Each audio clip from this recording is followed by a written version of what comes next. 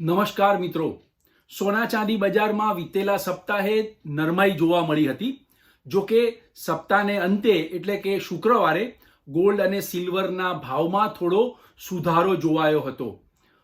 વીતેલા સપ્તાહે જોઈએ તો સોના ચાંદીના ભાવમાં બે તરફી મોટી વધઘટ જોવાઈ છે.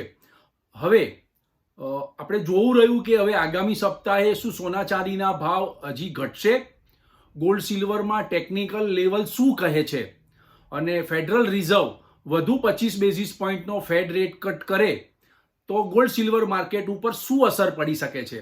આ તમામ સવાલના જવાબ આપણે આ વિડીયોમાં મેળવવાનો પ્રયત્ન કરીશું. આપ આ વિડીયો અંત સુધી નિહાળજો. ઇન્વેસ્ટિંગ A to Z માં આપનું સ્વાગત છે. હું ભરત પંચાલ. મિત્રો, સૌપ્રથમ જોઈ લઈએ વીતેલા સપ્તાહે સોના ચાંદીની વધઘટ અને એના છેલ્લા ભાવ ઉપર. તો આંતરરાષ્ટ્રીય બજારમાં ગોલ્ડ ફેબ્રુઆરી ફ્યુચર $2724 બંધ હતું ગયા સપ્તાહે. વીતેલા સપ્તાહના અંતિમ દિવસે $2724 હતું. ત્યાંથી એ શરૂઆતમાં વધ્યું, $2748 થયું અને ત્યાંથી એ ઝડપી તૂટી $2629 થઈ અને સપ્તાહને અંતે શુક્રવારે $2681 બંધ રહ્યું હતું. આમ સપ્તાહ દરમિયાન ગોલ્ડ ફેબ્રુઆરી ફ્યુચરમાં $119ની ભારે વધઘટ જોવાઈ હતી. સિલ્વર માર્ચ ફ્યુચરની વાત કરીએ તો સિલ્વર માર્ચ ફ્યુચર $31.77નો ભાવ બંધ હતો ગયા સપ્તાહે. ત્યાંથી એ આ સપ્તાહે વધીને $31.98 થયો અને ત્યાંથી એ ઝડપી તૂટી $30.09 થઈ અને સપ્તાહને અંતે $31.10 બંધ રહ્યો હતો. આમ વીતેલા સપ્તાહે હાઈલોથી જોઈએ તો સિલ્વર ફ્યુચરમાં $1.89ની ભારે વધઘટ નોંધાઈ છે. વૈશ્વિક બજારમાં સ્પોટ ગોલ્ડ $2712 થી શરૂ થયો, ત્યાંથી એ વધી $2721 થયો, ત્યાંથી એ ઝડપી તૂટી $2605 થઈ સપ્તાહને અંતે $2653 બંધ રહ્યો હતો. તેવી જ રીતે સ્પોટ સિલ્વર $31.31 થી શરૂ થયો, વધીને એ $31.48ની હાઈ બનાવી અને ત્યાંથી તૂટી $29.63 થઈ અને સપ્તાહને અંતે $30.60 બંધ રહ્યો હતો.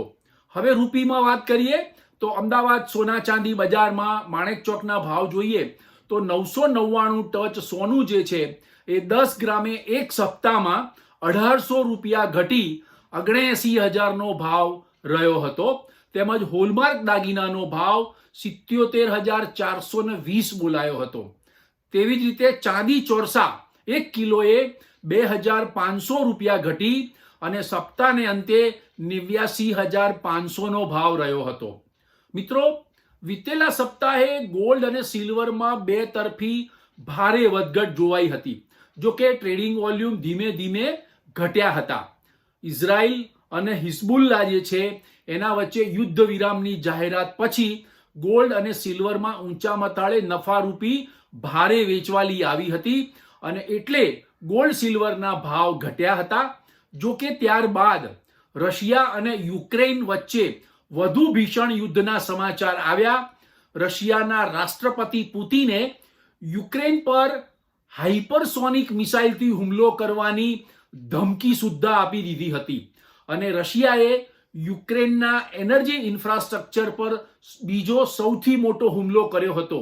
આ બધા સમાચાર જે આવ્યા તેનાથી રશિયા અને યુક્રેન વચ્ચેનું યુદ્ધ વધુ ગંભીર બનશે તેવી એક ધારણા ઊભી થઈ છે અને આ ધારણાએ ગોલ્ડ સિલ્વરમાં નીચા મથાળે નવું બાઇંગ આવ્યું હતું અને ફરી પાછા ગોલ્ડ સિલ્વરના ભાવમાં ભડકો થયો હતો.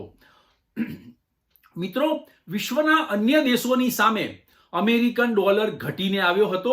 તેમજ અમેરિકાની ફેડરલ રિઝર્વની જે ડિસેમ્બરમાં મીટિંગ મળવાની છે તેમાં 25 બેઝિસ પોઈન્ટનો ફેડ રેટ કટ આવવાની ધારણા છે.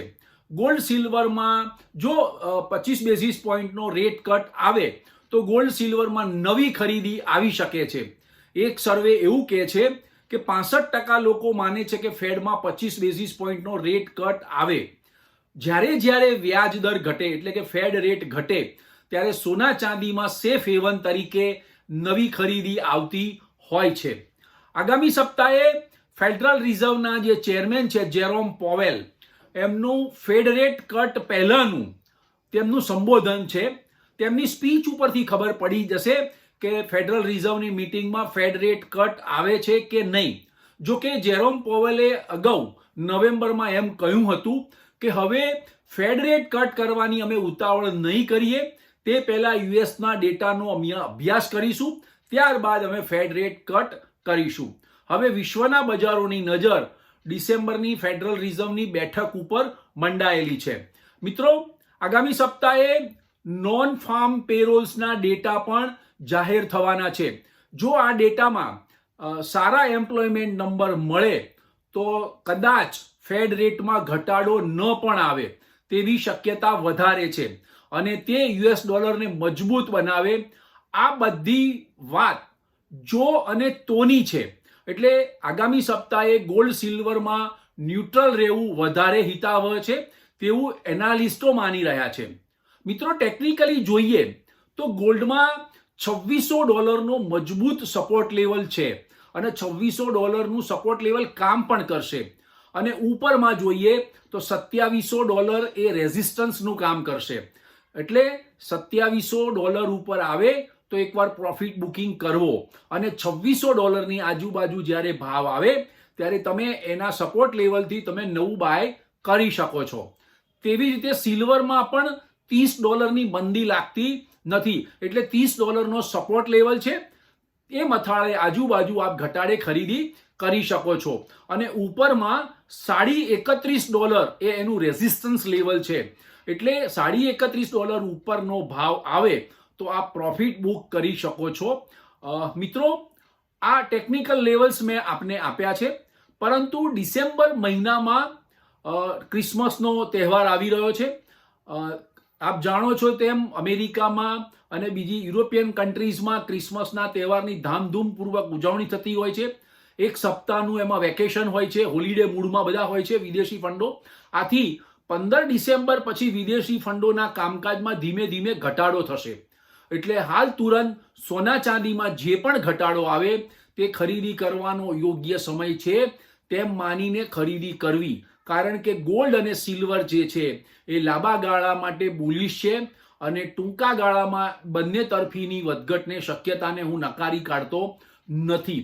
જેથી ગોલ્ડ અને સિલ્વર છે એ ખૂબ સલામત રોકાણ છે અને એમાં જેને કહેવાય કે ભાવ સતત વધતા જ રહ્યા છે. આપ જુઓ, ફેબ્રુઆરીથી નવેમ્બર મહિના સુધી ગોલ્ડ અને સિલ્વરમાં એક તરફી તેજી આપણને જોવા મળી છે. તો મિત્રો, આપની જરૂરિયાત હોય તો આપ એસઆઈપી કરી શકો છો ગોલ્ડ અને સિલ્વરમાં. અત્યારે તો સ્ટોક એક્સચેન્જમાં ખૂબ સારી સગવડ છે. 1 ગ્રામ, 2 ગ્રામ, 3 ગ્રામ, 5 ગ્રામની આપ એસઆઈપી કરી શકો છો અને ગોલ્ડ સિલ્વર બાય કરી શકો છો. ભવિષ્યમાં આપની જરૂરિયાત હોય તો એ પ્રમાણે આપ ગોલ્ડ સિલ્વરની ખરીદી કરશો તો આપના ઉપર બહુ મોટો બોજો નહીં આવે. એટલે મિત્રો, જેમ શેર બજારમાં આપ એસઆઈપી કરો છો, મ્યુચ્યુઅલ ફંડમાં જેમ એસઆઈપી કરો છો, તેમ ગોલ્ડ સિલ્વરમાં પણ એસઆઈપી નાની કરવાની ટેવ પાડજો. મિત્રો, આ વિડીયો આપને ગમ્યો હોય તો લાઇક્સ કરજો, શેર કરજો, કમેન્ટ્સ કરજો અને સબસ્ક્રાઇબ કરજો. Thank you very much.